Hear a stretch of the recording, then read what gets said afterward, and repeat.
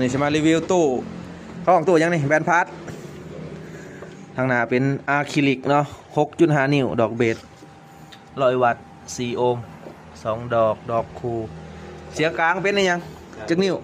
3 นิ้ว4 ดอกแหลมจักนิ้ว2 นิ้ว2 ดอกจะเป็นประมาณนี้เนาะมีแบตเตอรี่ในตัวมั้ยมีบลูทูธมีไมค์ให้2 หัวเนาะห้องคาราโอเกะได้โอ้ตัวระบบโอเคมีแบตเตอรี่ชาร์จเปิดก็ได้เนาะไฟบ้านก็ได้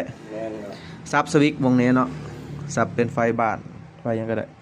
ต่อใช้แบตเตอรี่รถก็ได้มีสาย AUX ให้โอ้ถือว่าครบสุดเนาะมาอยู่พังอยู่ไฮอยู่นะปาร์ตี้ก็ได้เอาเปิดเสียงดูจานโอ้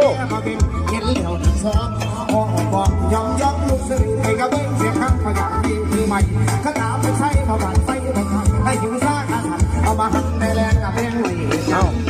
เสียงดังฟังแล้วสะดุดวันนอนจมูกสุขใจของเราสุขเหลือให้เพื่อยังมองโอ้ดังทำกันแน่ยังน้อยไหลดูเอาดูก็มองกัน